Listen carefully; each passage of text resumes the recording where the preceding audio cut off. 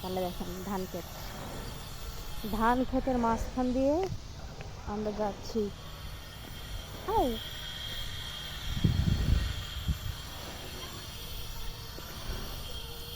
ঘাস,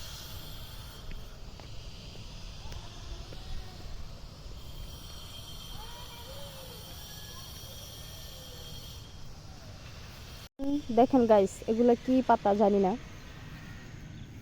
এটা যদি আপনারা চিনেন তাহলে জানাইন। দেখেন কত হয়ে রয়েছে। আর এই যে আমাদের ক্ষেত, দেখেন লাল শাকের ক্ষেত, দেখছেন? খুব সুন্দর না জায়গাটা? এরকম কাদের কাদের পুকুর আছে কমেন্টে জানাবেন।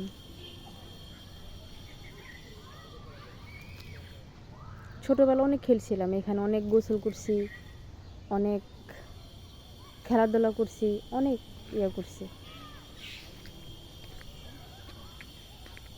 যেটা আমাদের মামি আসতেছে।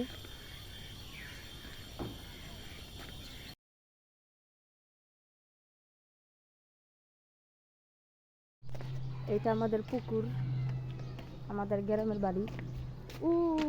যে দেখেন তেঁতুল গাছ, সবার দেখাইতাছি এরাঙ্গ বাড়ি।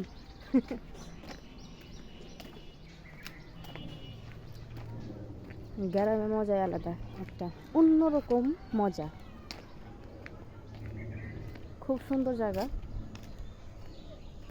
অনেকদিন পরে আসলাম তো খুব ভালোই লাগতেছে। এই যেটা হলো আপনাদের বেল গাছ।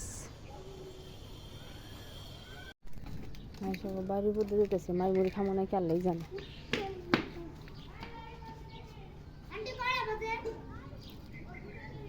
বাজে তোমার হলো 4:30, 4:30।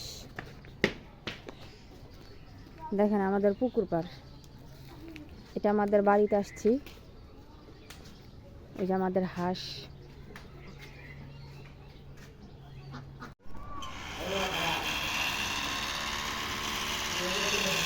রাজা জানো তোমার ওই যে রাস্তা, ওই যে পুকুরে,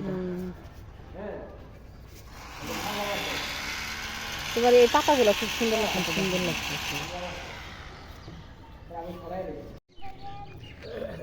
তুই খারাইলে না ভিডিও করলে ভালো হইতো, তুই এরকম করতে আর দে। হ্যাঁ সমস্যা নেই, সে আর উড়া মনে করে আবার ভিডিও করলি।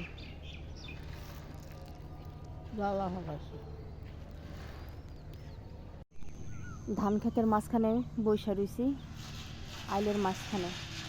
দেখেন আমি প্রথম মরেছিলাম এগুলো শাক, হ্যাঁ হেলেঞ্চা শাক, তার জন্য দূরে থেকে আসছি। এখন এসে দেখি এগুলো আপনার এক ধরনের ছাতার মতন পাতা। আশাটা ভাষা হয়ে গেছে গা। যাই হোক, গ্রামটা খুব সুন্দর।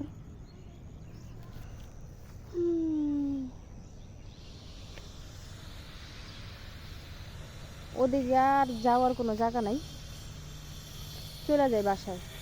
বাই।